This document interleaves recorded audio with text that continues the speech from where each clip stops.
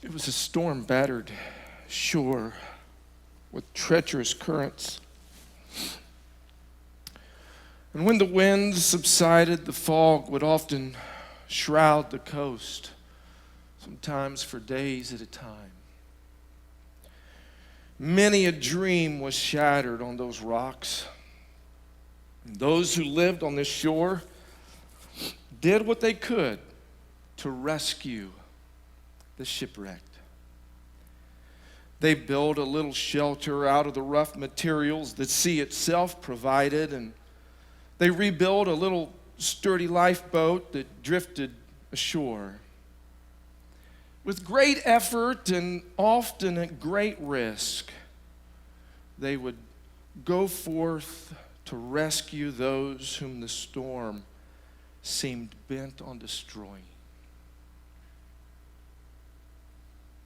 The number of the rescued grew, and many came back to help in the effort. Those who were able to contribute money, there were those who were able to contribute money, and a better boat was purchased. Eventually, a new building was built to better manage all of the new equipment and the affluence that the society created. Finally, they decided they needed something a little more official. And so they created the Society of the Rescue, for the rescue of the shipwrecked, and hung a sign on their door. Time passed. More were rescued, others were saved. And then a bigger and more imposing clubhouse was built and dominated the coastline. The social activities now and civic duties between the rescues became so diverse, numerous, and pressing that the day came when the members no longer had time to man the rescue operations, so they hired professionals to come do the rescuing. But then, one terrible night, a horrible storm caused a great tempest, and several ships hit the rocks, and many hapless sailors were thrown into the sea. It was a bedraggled, bemired group that crowded into the safety and warmth of that beautiful clubhouse that night as boat after boat brought in the rescued. But oh, what a mess they made. Mud and mire was on the nice, clean floors and the walls. Sodden clothing was left in bins and baskets. It took several days to clean things up. And you can imagine that an emergency meeting of the membership was called. What was to be done so that their beautiful clubhouse would not be so desecrated again? It was proposed, seconded, and passed that a shower facilities be built outside the clubhouse so that those who were rescued could clean up before coming into the clubhouse. For a while that sufficed, but then again a great storm occurred, and another big crew of shipwrecked persons overtaxed the facilities, and the place was all messed up. This just had to stop. Another general meeting was called, and it was declared that things had gone too far. This dirtying up of the clubhouse is grimy, filthy, shipwrecked people, the dirtying up of the clubhouse by grimy, filthy, shipwrecked people had to end. Someone stood up and protested that rescuing the shipwrecked was what the society was really all about. But few were listening. In the end, it was proposed, seconded, and passed that rescue operations cease forthwith. If someone wanted to rescue drowning men, women, boys, and girls, they could move down the shore a little ways and mount their own operations from some other location. And that's exactly what those who still had a heart did. But the Society of the Rescue of Shipwrecked continued to function as a social and civic organization of great prestige and influence. Most of the members were oblivious to the ludicrous contradiction between the society's name and the new sign that proclaimed, Society of the Rescue of the Shipwrecked. Posted, private club, no shipwrecked persons allowed.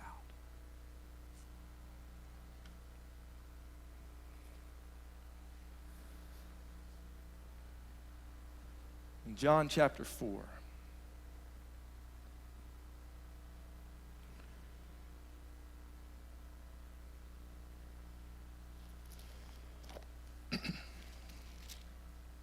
John records a story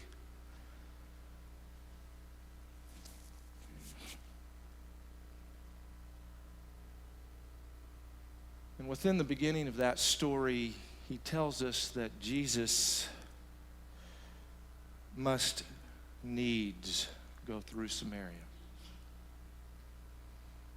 Whether that was a situation that was geographical in its necessity, or whether that was necessary because of God's purpose, Jesus made sure that it happened. You know the story, how Jesus came to the well. He sent his disciples on ahead to go find something to eat. And as he sat there by a well, a woman came, a Samaritan woman. And as she approached the well, no doubt she approached it with a bit of consternation as she noticed this very evidently Jewish man sitting on the side of the well. I can kind of picture her as she approaches the well, doing her best to sort of be, unnoticed. But then all of a sudden, he spoke to her and said, "Give me a drink, please."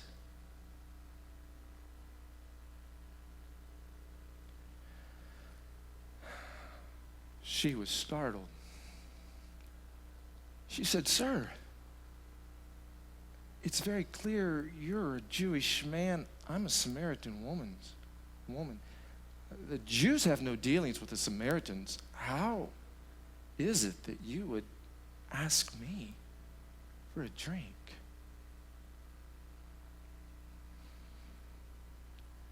Jesus said, "If you knew the gift of God, and who it is that saith to you, 'Give me a drink,'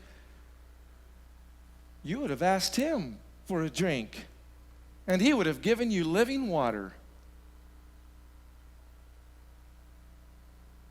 The woman said, "Sir,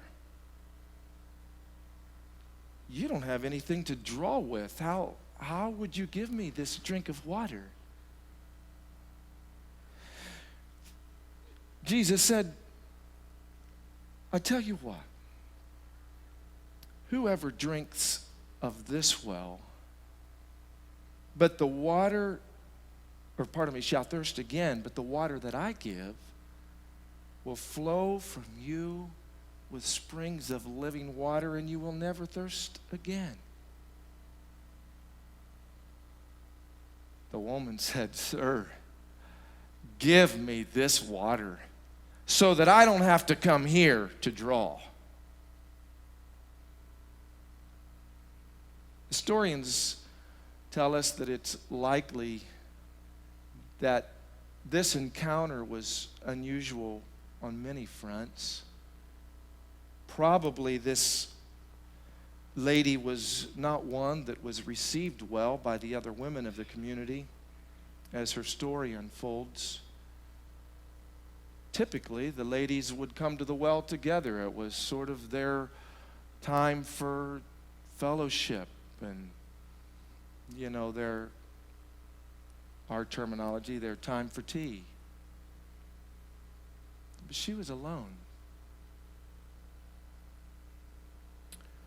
Jesus said, I'll tell you what, why don't you go home and get your husband and bring him back, and I'll tell you both how to have this living water. I see her as she sort of pauses and maybe drops her head just for a moment and says, Oh, sir, I don't have a husband. Jesus said, You're telling the truth. Because you have had 5 husbands, but the man you're living with now is not your husband. Oh, the woman said, I perceive. She was very perceptive. I perceive that you are a prophet. I wonder what her first clue was. But it's remarkable. Right here, something happens that so often happens. She has just been confronted with an acknowledgement that this man, there's something about him that's a little bit different. This guy's got some insight. And immediately, there's something that she has been thinking about that has been troubling her. And she says, I got a question. I've got a question. Now, friends, I'm just going to stop. You guys know this story pretty well. I'm going to stop here for just a moment because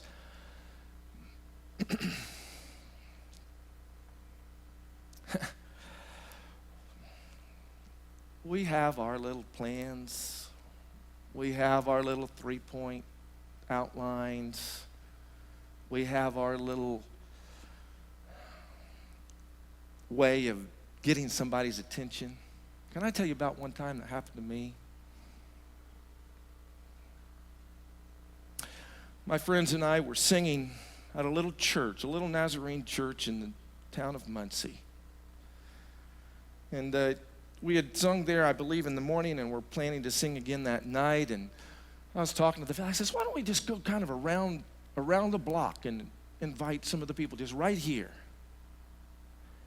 And so we started around, and I got this really bright idea. I just thought, man, this is perfect. This will do it.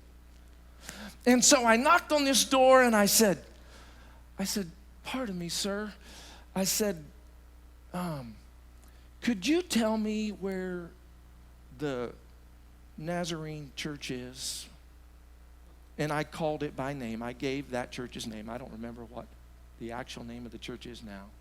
But I gave the actual name of the church. Could you tell me where that church is?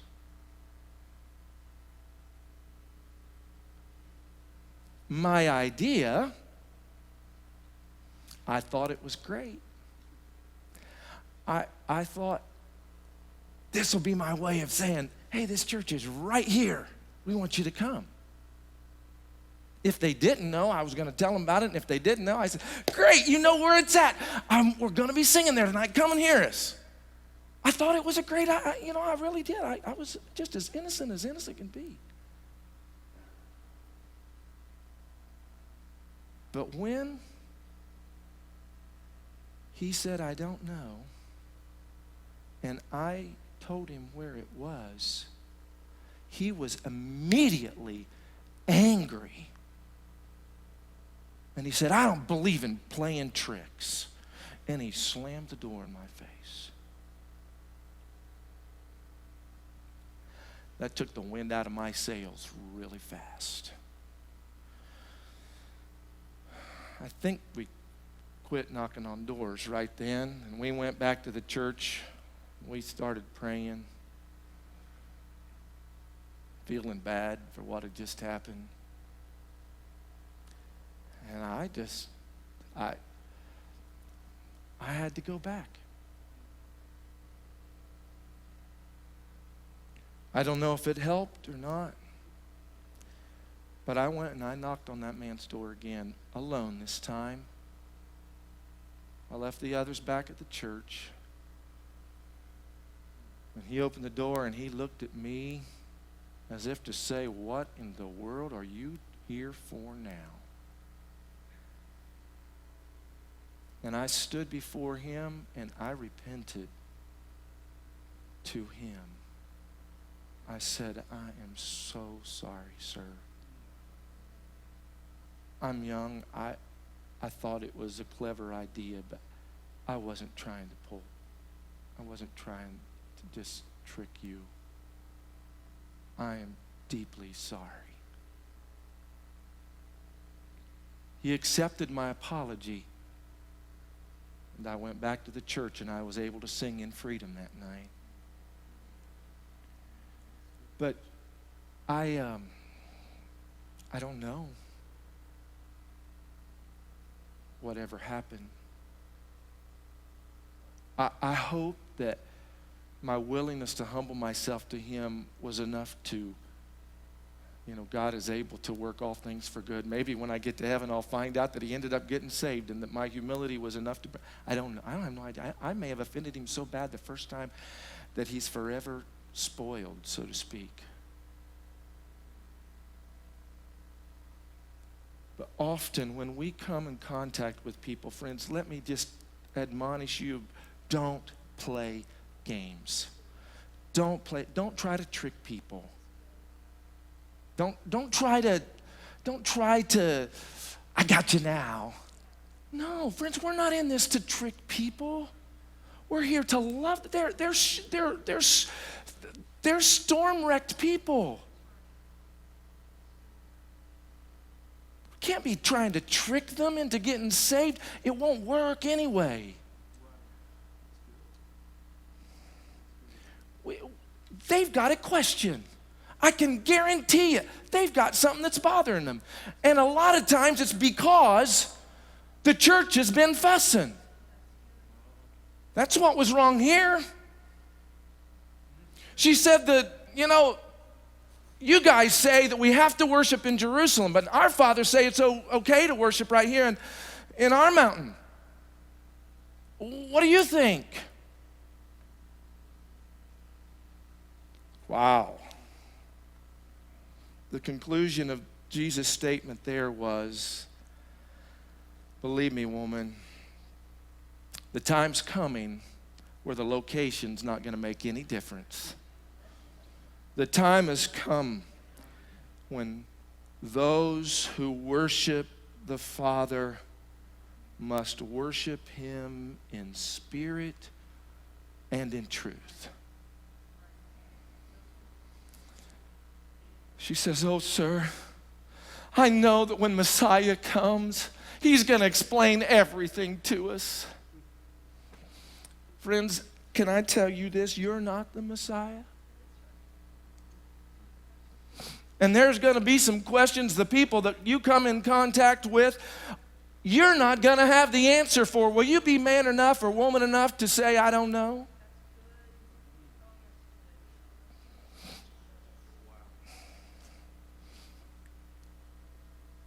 I don't know, but I'll sure be willing to help you search and find it. Let's study the scriptures together. Let's see what God says about that.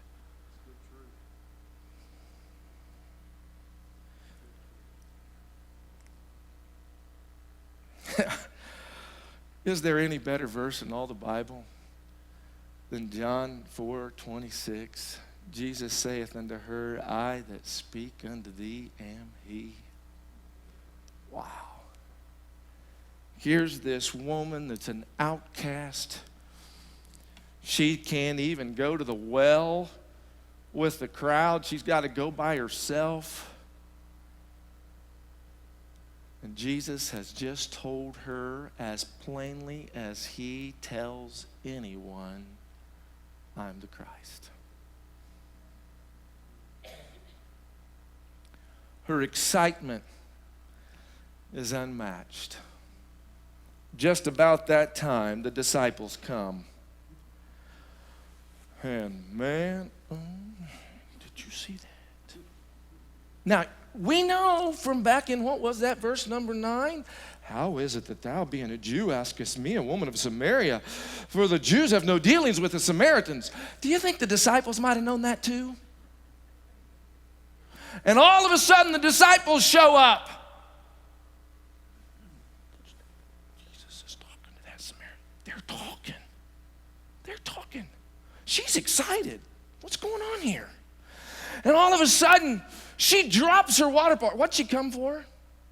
She came to get water, right? She drops her water pot and takes off running. The disciples come, and they're kind of sheepish. They're wanting to ask Jesus, what just happened, but they're maybe a little bit embarrassed to ask. And so they say, here, Lord, we have a little hamburger for you here. Some French fries. They cooled off a little bit on the way back, but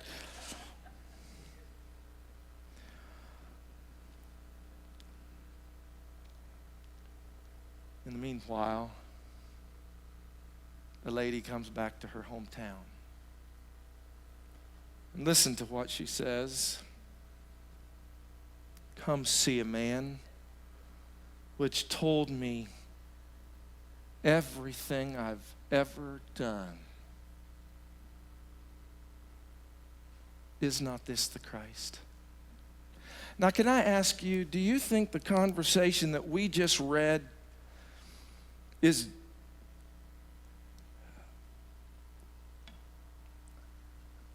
do you think that Jesus actually listed all of her sins to her?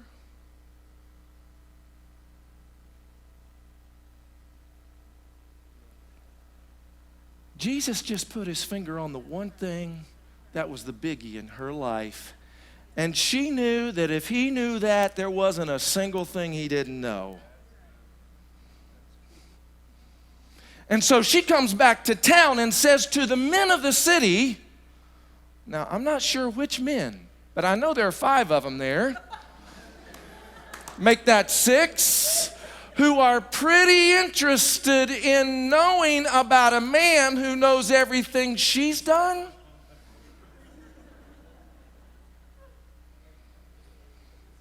Whoa, we better go talk to this guy.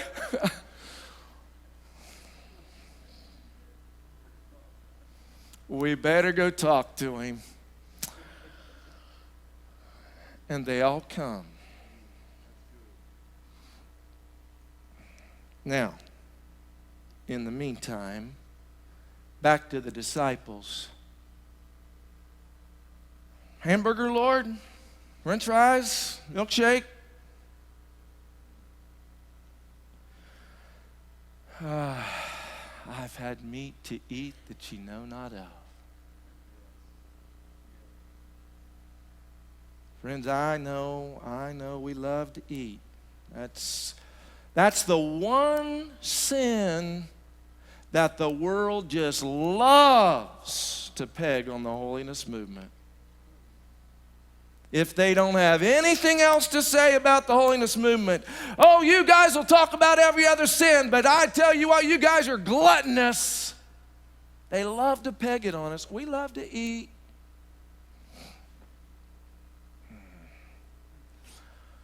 And maybe we are a little gluttonous. But that's not what this message is about.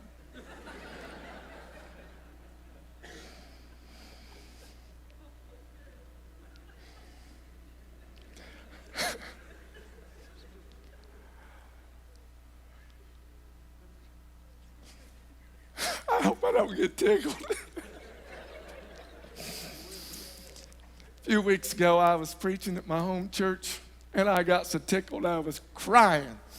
I'll try not to do that tonight.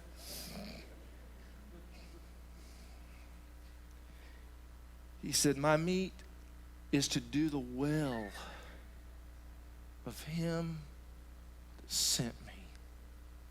Friends, if we could get a taste of that meat, if we could enjoy the savor of that flavor, we wouldn't have as much trouble with our gluttony.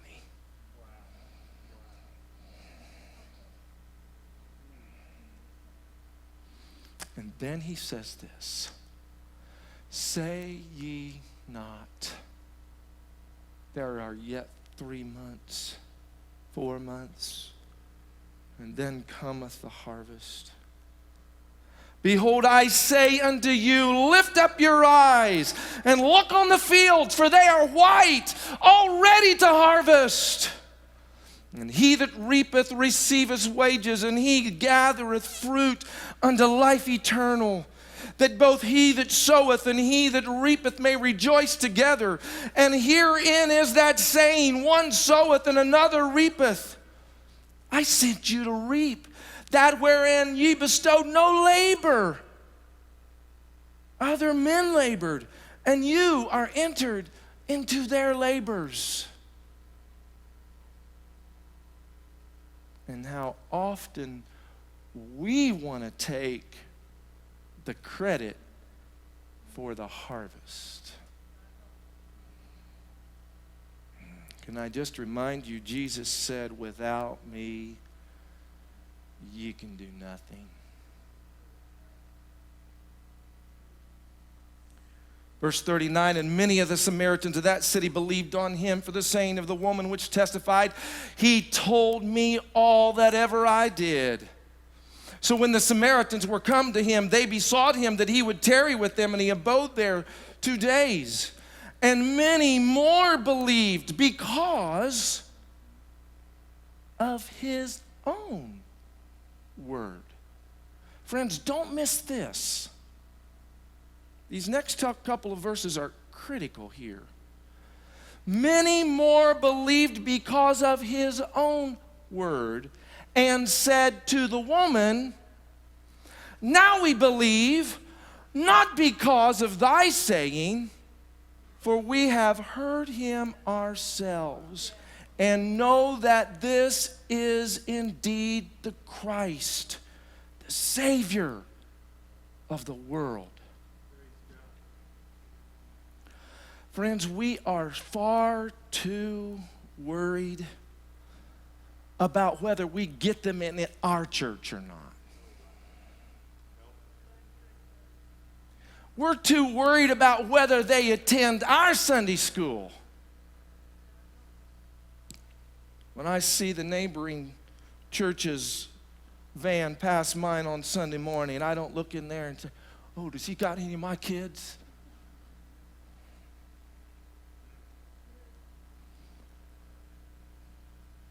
I have discovered, friend, there's a few people I haven't been able to help. And I found out somebody else was able to.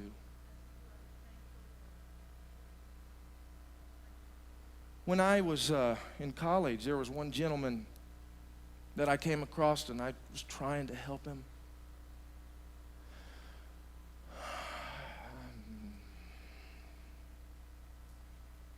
That live stream makes me just a little worried sometimes. But I think this is all right. I think this through here, but I think it's all right. I won't use any details that anybody will know anything. This gentleman, after just a little while,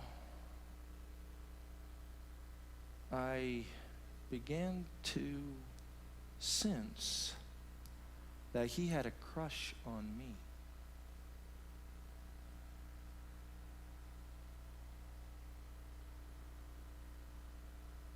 And I discovered very quickly,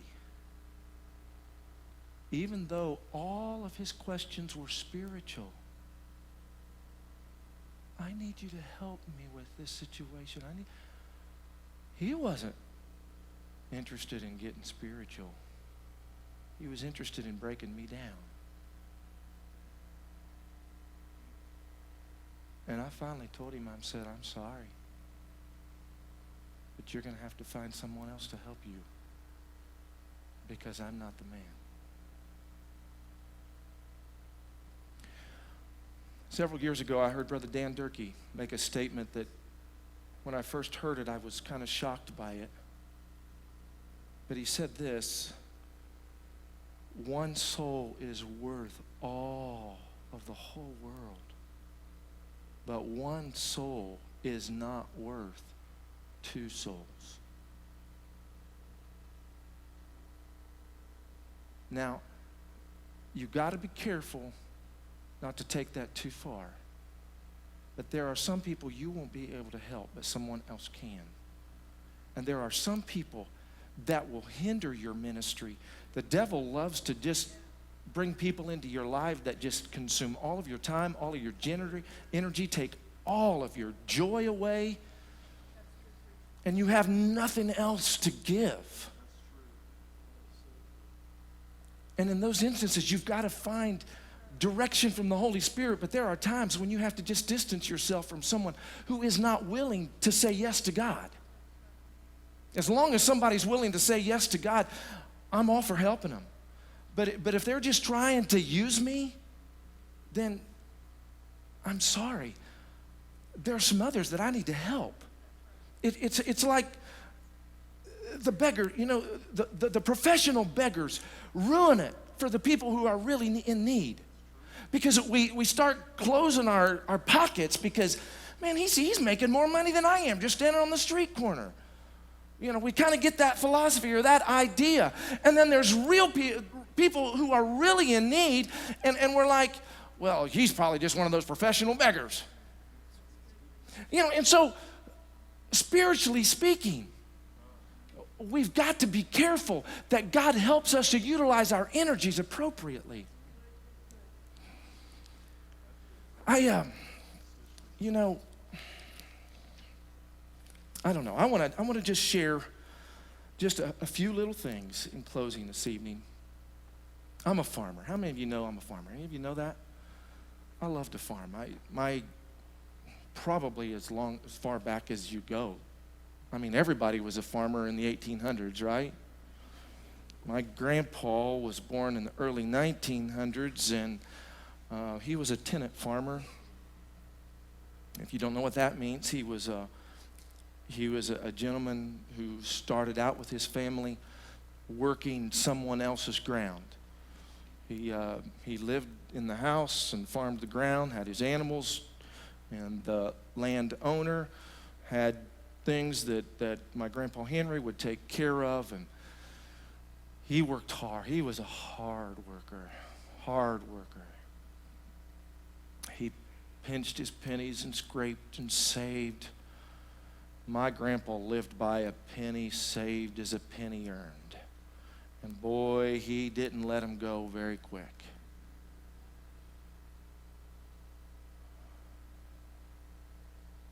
A few years later, when my dad was 15 years old, Grandpa had saved enough that he was able to buy a little farm about 19 miles away.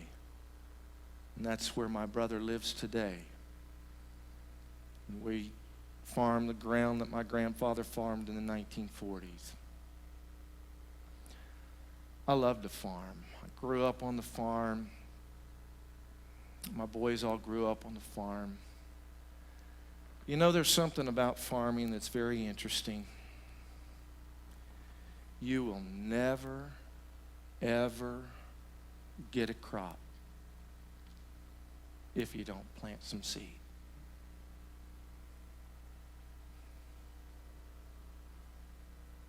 There's an awful lot of barren Christians. I don't know why I can't win anybody to the Lord.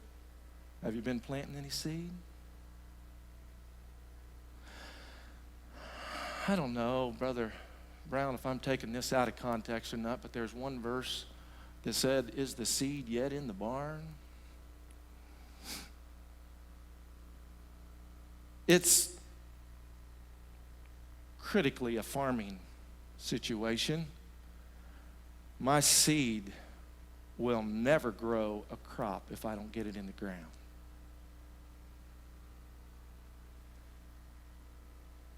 Another scriptural principle is, he that soweth sparingly shall reap sparingly.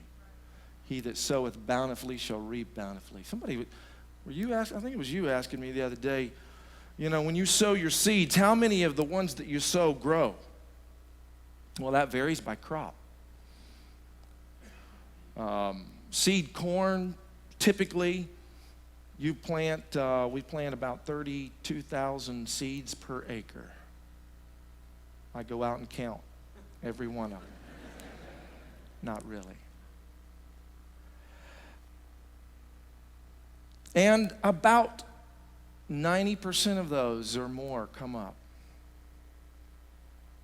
When you buy a bag of seed, right on it, it will say germination, and it will have a percentage there. And it's typically, it needs to be in the high 90s.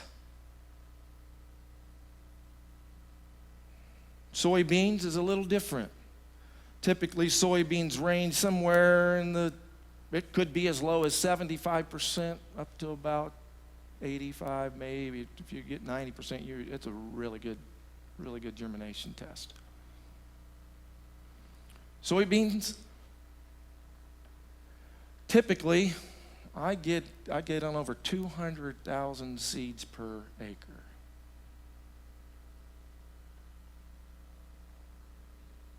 Some years, not very many of them come up.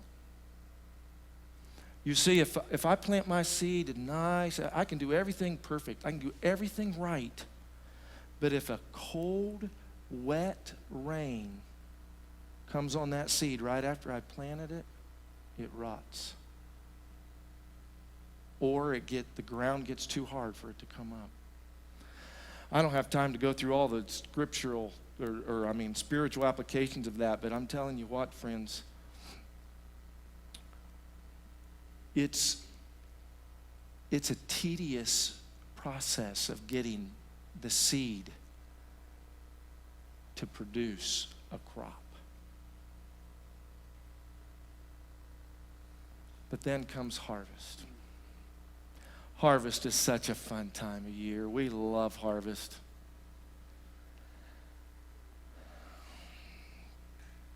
I've got 4 boys. My brother has 3 boys. And all of them love to farm. All of them love to get out there. All of them, "Dad, are we in the field yet? Are we in the field yet?" I remember when I was in college one time, I got literally sick. I was just, my body was turning yellow. One doctor thought I had some liver disease. I was really, the whole truth was I was stressed out. But how many of you know what I'm talking about? I'll never forget it. It just so happened that it was October when that happened. And so the faculty realized I was ill, and they sent me home. I needed to get to the doctor and getting taken care of.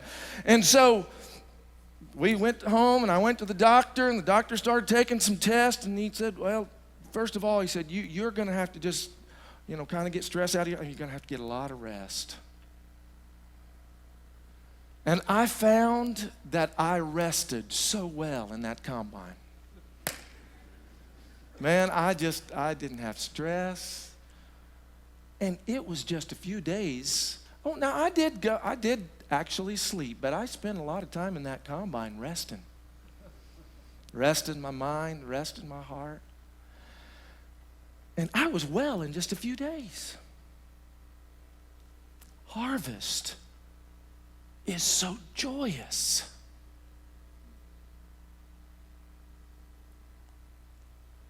But a couple times this fall, well, let me say this spring was a tough spring. It's one of the toughest we've ever had, getting the seed planted. 2018, we were completely done planting by May 24th. On June the 4th this year, I put my first seed in the ground. That's a little stressful. But the conditions weren't there. And I might just add, you're not going to have conditions for planting seed or harvesting every day, every moment. There's been a few times when I have had someone on my heart, God has laid them on my heart, and I've wanted to share the gospel with them, but it wasn't the right time yet. I had to be patient until the conditions were right. Friends, we're not dealing with mathematics here. I love mathematics. The thing I like about mathematics is there's always a right answer. You might not get it, but there is one. English, who knows what the right answer is? It depends on what teacher you have. Well, friends, I'm telling you what. Spiritual sowing and reaping is an awful lot like English. There's no right answer. And every situation is different. Every single one is different. We may be just as, you believe just like I believe, like I told you the other day. I mean, we may have so many things in common, but I can promise you, why did you pick your wife and I picked mine? We're different, right? Okay, so why are you guys laughing? You don't want everybody to love your woman. She's yours.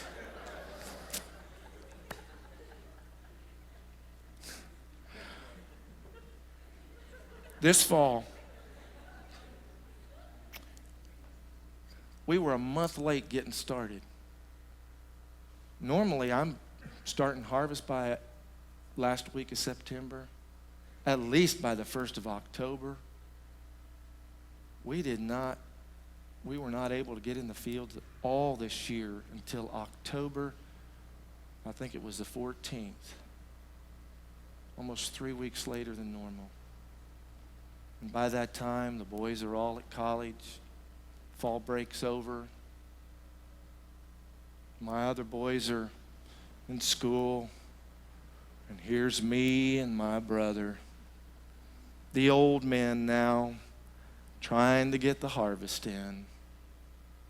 Man, Dad, I wish I could be there and help you, but I've got physics, or I've got Greek, or I've got this or that. I don't know what the other boys are studying. They've got all kinds of stuff. The two younger ones, as soon as they get home from school, come maybe jump in the combine or a grain cart or something and help out. The process is slow and tedious. And then tragedy strikes. My dear, sweet niece Jacinda was killed in a moment of time.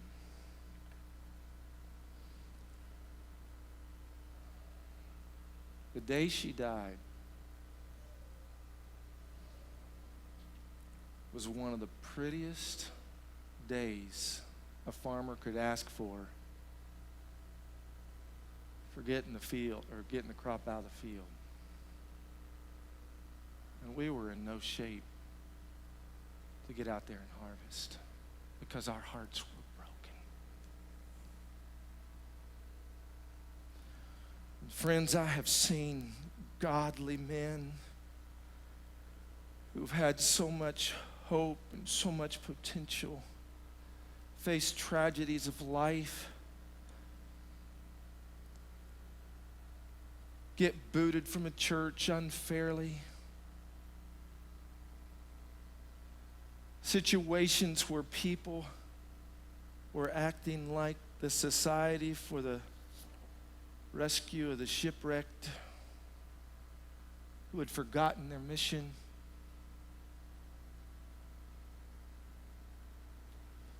And all of a sudden, there's a harvest out there, but we're not fit to go to the field.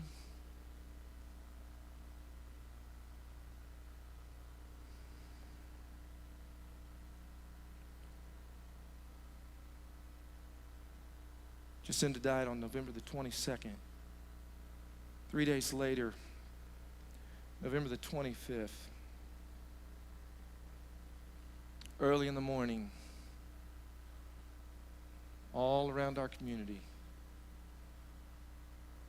our neighbors started up their combines, started up their tractors, started up their semis, and in 4 hours' time, finished our harvest. They saw our need. They weren't worried about getting paid. They weren't worried about getting the credit. They said, there's a harvest that needs harvested. And they said, what can we do?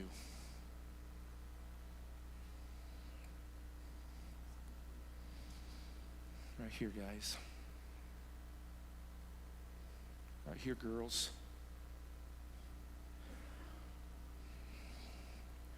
There's little churches all over the world. Some of your own home churches need help. Man, my time is gone. Can I preach on just a little bit longer?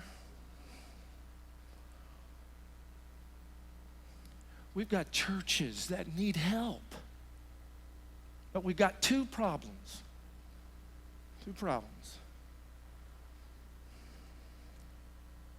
One, we got willing people that don't know what they're doing. And then we've got people who do know what they're doing that aren't available. And the harvest stays in the field. One day this fall, it was a very unusual day. A bunch of my boys were home. And all of them wanted to help. But I only have one combine, one grain cart, and they can't drive the semis. Well, the oldest two is learning. You know what I did? I started looking for something for him to do. I started thinking a minute. Okay. Now, this is early in the morning. The dew's not going to be off till about 10 o'clock. I've got a field behind my house here that's already harvested, but it needs ripped. You may not know what that means, but that's ripping up the ground, basically plowing, getting ready for the next year, okay? I said, okay, it's going to take just a little extra time right now, but if I'll get one of those guys to help me, we'll go over to the barn and get the other tractor out, hook up to the ripper, and get one of the boys started ripping. And then I got another boy on the combine. I got another boy on the tractor. And I finally got my brother in the semi. No, I'm just teasing. And we started rolling. And we had the situation that night actually happened to be I was in a revival somewhere. And so I had to quit early and go to revival. But by the time revival came, I had somebody in the tractor, I had somebody in the combine, I had somebody in the grain cart, and I had somebody running the semi for me. And I was able to go do something else that needed to be done, and the work kept going. Now here's the problem. Here's the problem. In the church world, I didn't start these boys when they were 21.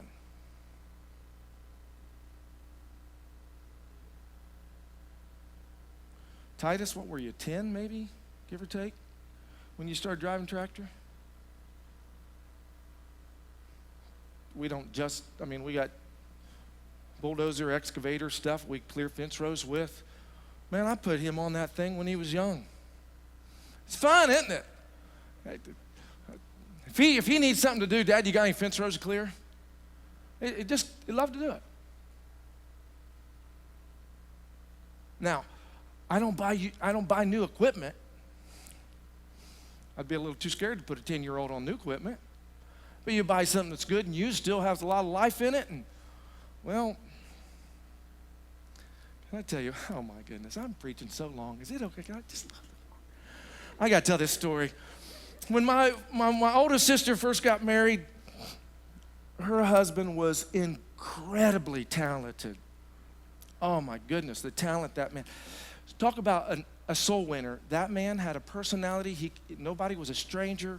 He had a way of just bringing people to Christ. It was just amazing. And as he blended with my sister, their ministry, wherever they went, God blessed their ministry. He wanted to help his farm. He was a city boy. We wanted to give him a chance. I'll never. We put him on the thing that was least critical for the crop. This was in the spring. He was trying to disc, and he actually didn't do too bad until he saw that the corner wasn't done. And he thought he would back up into the corner so that he could get the corner.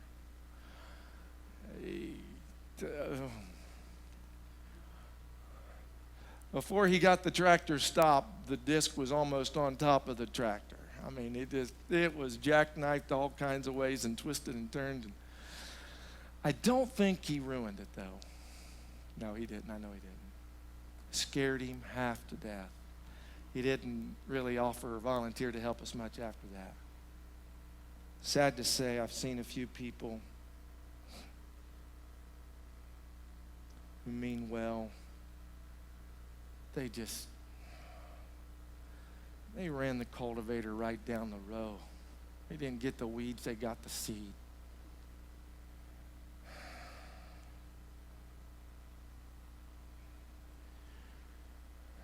We got to know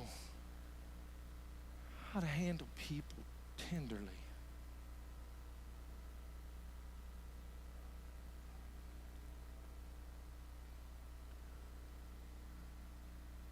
We've got to train them when they're young. We've got to teach our new converts while they're joyful. The reason we don't have very much joy is we don't have very many babies. Babies just bring joy. I can't tell you in the experience our family has had in death, and we've faced quite a bit about that. The babies always bring us joy. My brother right now is receiving so much healing from his little brand new grandson. Well, not brand new, I guess. He's 2 years old now.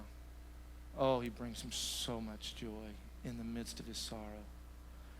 And friends, if we're not having souls brought into the kingdom of God, we start biting and devouring one another. Young people, here's what I want to share with you tonight.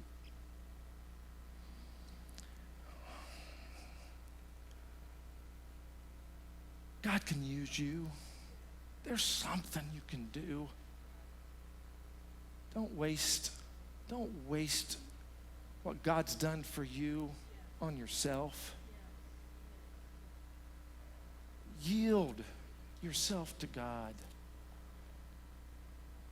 Yield yourself to God. And let Him give you a fresh vision of the harvest. I'll leave you with these words. Matthew chapter 9. Verse 35 and following. And Jesus went about all the cities and villages, teaching in their synagogues and preaching the gospel of the kingdom, and healing every sickness and every disease among the people. But when he saw the multitudes, he was moved with compassion upon them, because they fainted and were scattered abroad as sheep having no shepherd. Then saith he unto his disciples, the harvest truly is plenteous, but the laborers are few. Pray ye therefore the Lord of the harvest, that he will send forth laborers into his harvest field. We're glad you joined us. God's Bible School and College prepares students for lives of ministry wherever God calls them. This content is possible because of the generous support of friends like you. To support GBSC, visit giving.gbs.edu. Thank you.